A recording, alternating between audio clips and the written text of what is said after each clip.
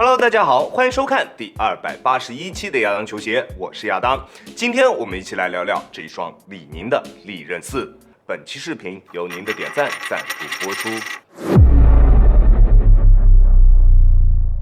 在配置方面，它就是非常典型的公式鞋配置，全掌的超临界加上外侧中底的全方位包边。虽然这样的设计公式确实让国产篮球鞋不容易出错，在性能方面很少会翻车，性能的底线一般都不会太低。对于消费者来说，绝对是一件好事。但是对于像我们这样的测评博主来说就不一样了，每一双鞋穿在脚上的感觉都不会有太大的差距，可能定位偏向外线的中底就薄一些，定位内线的中底就厚一些，剩下的就是在包裹方面或者支撑力度方面的区别。经过了2年这一类公式鞋的洗礼，现在在接触到这一种比较典型的公式鞋的时候，真的感觉有一些枯燥和乏味。不过这一双利刃4的首发配色做的还是挺有意思的，以丝绸之路为灵感做了2个配色，而我手上的这个则是敦煌至疏勒，一只脚是绿色，一只脚是湖蓝色，侧面的 TPU 都做出了渐变以及泼墨的效果，而它侧面的 logo 上则有着非常具有中国风的花纹，鞋面上也印满了花纹，细节做得十分到位。不过它的鞋面并没有使用笨丝，这一点略微有点可惜，可能是为了给后面的 B2 版本让位才这样做的吧。在重量方面，单只42码的重量是373克，一双高帮的篮球鞋能做到这样的重量表现，已经算是非常不错的了。在尺码的选择方面，我平时耐克穿42.5，李宁穿42，这双鞋我选择42码还是比较合适的，你可以适当参考一下。不过这一双鞋的鞋楦略微偏窄，更加适合正常脚型或者是窄脚的兄弟去进行选择，宽脚的兄弟尽量还是不要选择它了，好吧？我正常略微偏窄的脚型穿这一双鞋，在穿厚袜子的时候穿这一双鞋还是会略微有一点点挤，需要一定的时间去进行磨合。穿薄袜子的话会比较合适。而穿上这一双鞋系紧鞋带之后，它在静态包裹以及动态锁定方面的表现都十分出色。在做一些大幅度变向或者是对抗蹬地动作的时候，脚在鞋内不会出现位移，在急停急起的时候也完全不会出现顶脚趾或者是掉跟的现象，并且它在包裹的舒适度方面做的也十分出色。球鞋穿在脚上不会有任何的不适感，在实战的过程中也不会出现弯折点、卡脚之类的现象，整体的包裹锁定以及舒适度方面的表现都非常出色。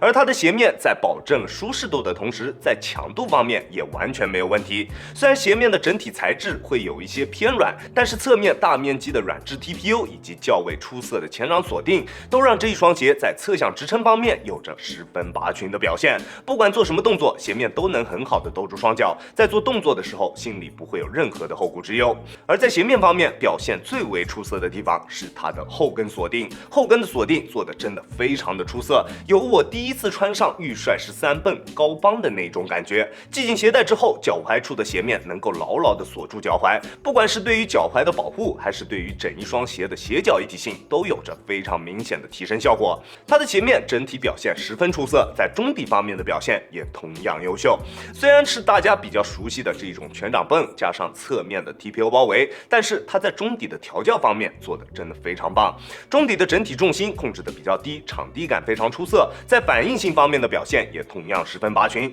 在突破的过程中，中底不会有任何的泄力感出现，不过较薄的中底厚度让它在缓震方面略微有所欠缺。我180斤的体重，在单纯用脚后跟着地的时候，震脚的感觉还是比较明显的。不过对于体重在160斤以内的球员，他的缓震应该是没有太大的问题。跟预帅17不同，利刃4的中底调教明显更加偏向于外线球员，它的中底厚度更加薄一些，场地感更好，但是在缓震方面，预帅的表现则会更为优秀一些。如果你在这2双鞋之间徘徊不定，不知道该选哪一双鞋好，那偏外线打法就选择利刃，偏内线打法就选择预帅，好吧？利刃4中底所使用的泵在跑动时的整体反馈感也十分不错，不管是跑动还是在突破的过程中，你都能感觉到中底所提供的力反馈，再加上它合适的中底龙骨落差以及丝滑的中底过渡。不管你习惯使用前掌跑动还是全掌跑动，穿这一双鞋在跑动时的感觉都是非常不错的。而李宁的篮球鞋啊，大家比较在意的一个东西，可能就是这一双鞋会不会也存在着中底内扣的现象。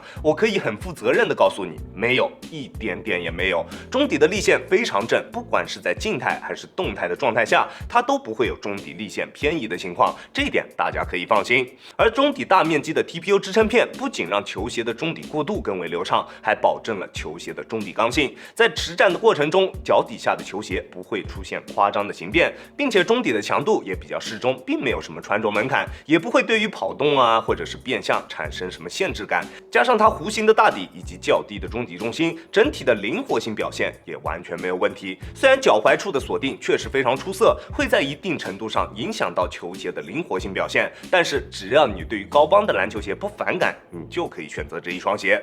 而它在大底方面使用了全掌的人字纹纹路，在抓地方面的表现非常出色，在干净的场地上面能够做到想停就停的水平，不管往哪一个方向移动都不会出现多余的滑动，并且在吸灰方面的控制做得也非常不错，在有灰尘的场地上面打球，只需要时不时的用手去擦拭一下鞋底，就能保证脚底下有够用的抓地力。而它在耐磨性方面的表现只能算是不差，大底使用了李宁自家的 Tough Rub 耐磨橡胶，我穿这一双鞋在室内场地啊打了不少的场数了，它的大底没有出现什么特别明显的磨损痕迹，大底的橡胶在硬度计的测试下读数在65以上，用来打室外的塑胶场地啊是没什么问题的，但是水泥地的话还是有些够呛。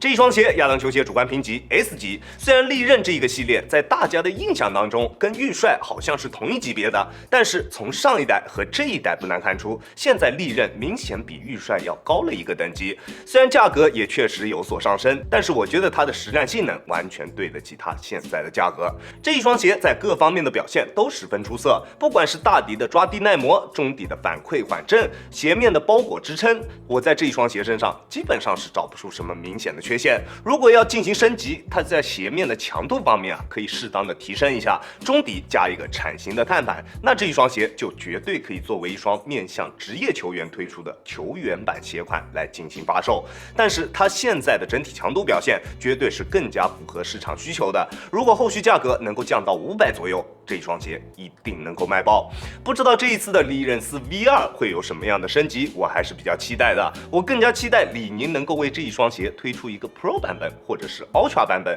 就按照我前面说的方法去进行一波小小的升级就 OK 了，不要像之前那些什么 Ultra 一样的反向升级就行，好吧 ？OK， 这就是本期视频的全部内容。再次感谢大家观看本期的亚当球鞋，亚当球鞋一切从实战出发，我是亚当，那我们下期视频再见吧，大家有空来做 ，Peace。